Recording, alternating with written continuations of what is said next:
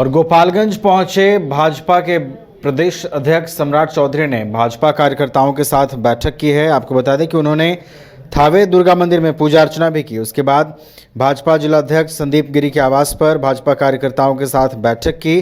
सम्राट चौधरी ने पत्रकारों को संबोधित करते हुए कहा कि 450 वर्षों से देश के सनातन धर्मों के लोग इंतजार कर रहे थे कि राम मंदिर बने। आगामी 22 जनवरी को प्रधानमंत्री नरेंद्र मोदी और साधु संतों द्वारा भव्य राम मंदिर में रामलला को स्थापित किया जाएगा। उन्होंने कहा कि सनातन धर्म के लोगों का सपना साकार हो गया है।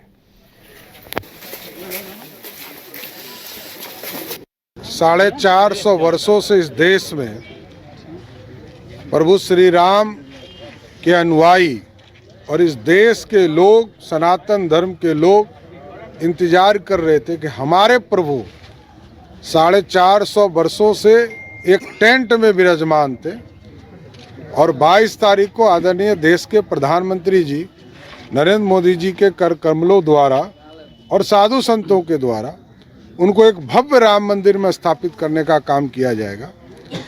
ये पूरी तरह पूरे बिहार के लिए उत्साह का समय रहेगा और 1 तारीख से सभी लोग, पूरा बिहार लगा हुआ है कैसे हम अयोध्या जाएं, क्योंकि प्रधानमंत्री जी ने 22 तारीख को आग्रह किया कि आप नहीं आकर दूसरे दिन आए, तो लंबा चलेगा। ये 6 महीने तक लगातार बिहार के लोग वहां जाकर पूजा करेंगे।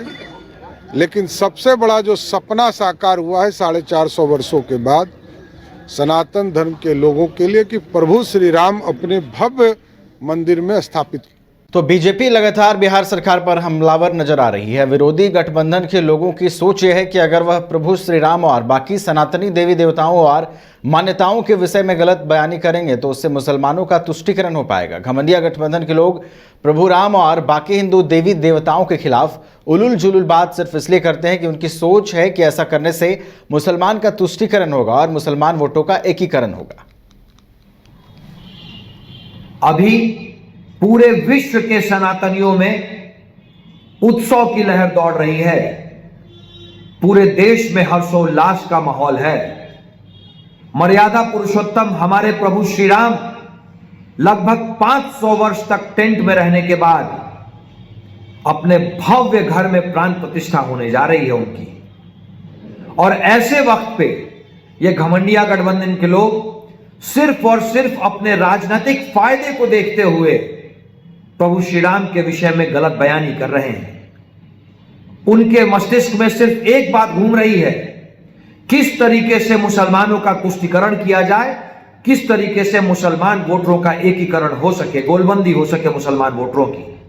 और इसी बात को ध्यान में रखते हुए ये मूर्ख ऐसी बातें कर रहे हैं। घमंडिया गठबंधन के लोगों के दिमाग में यह मूर्खतापूर्ण विचार है कि सनातनियों के प्रभु श्री राम के विषय में गलत बयानी करने से मुसलमानों का तुष्टीकरण किया जा सकता है।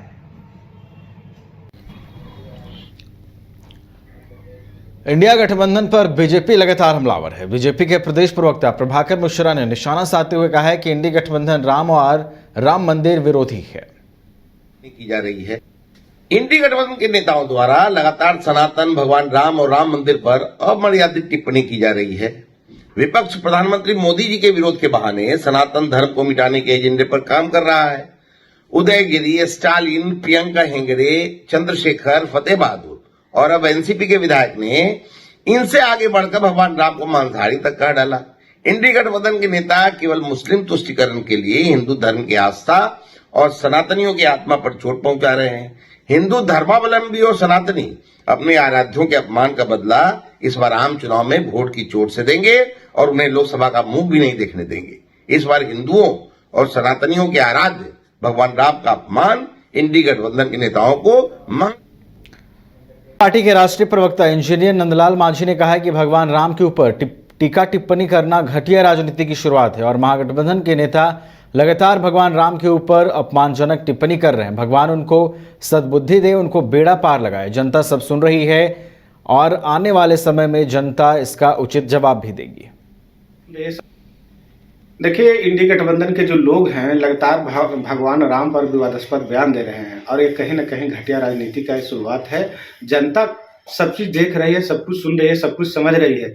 किसी भी धर्म से या किसी भी व्यक्ति के आस्था के खिलाफ में किसी भी राजनीतिक दल को बोलने का अधिकार नहीं है। अगर ये बोल रहे हैं तो भगवान ही उनको बेड़ा पार लगाएगा। आगे आने वाला जो समय है, समय में जनता भी उसका उचित जवाब देगी और इस तरह का विवादास्पद बयान से उनको बचना चाहिए। कहीं न कहीं इस तरह का बयान दे करके अपनी घटिया राजनीति का सोच को दर्शा रहे हैं। देखिए, इंडी गठबंधन के जो लोग हैं लगातार भगवान राम पर विवादास्पद बयान दे रहे हैं और ये कहीं